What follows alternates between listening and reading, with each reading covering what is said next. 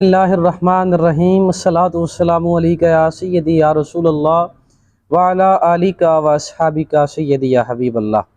گرامی قدر سامعین و ناظرین، حضرت عبداللہ بن ابی اوفا رضی اللہ تعالیٰ عنہ سے روایت ہے، آپ فرماتے ہیں کریم آقا سید عالم صلی اللہ علیہ وسلم زیادہ اللہ تعالیٰ کی عبادت میں مشغول رہتے، اور کریم آقا سید عالم صلی اللہ علیہ وسلم سجدوں کو طویل فرماتے اور خطبے کو مختصر فرماتے۔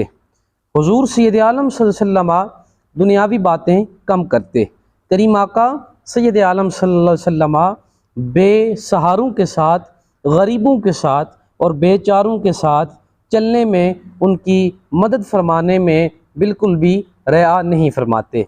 گرامی قدر سامعین، اس حدیث پاک سے معلوم ہوتا ہے کہ بے سہاروں کے سہارا ہمارے نبی اور غم گساروں کے غم گسار ہمارے نبی، جسے کوئی نہ پوچھے، جس کا بوجھ کوئی نہ اٹھائے، اس کی مدد فرمانے والے، اس کی غم گساری فرمانے والے کوئی اور نہیں، وہ آپ کے اور میرے پیارے کریم آقا سید عالم صلی اللہ علیہ وسلم ہیں۔ اسی لیے بریلی کے تاجدار شاہ امام احمد رضا خان بریلی نے آپ نے فرمایا تھا کہ سب سے اولا ہو اعلیٰ ہمارا نبی، سب سے بالا ہو اعلیٰ ہمارا نبی، اور اپنے مولا کا پیارا ہمارا نبی۔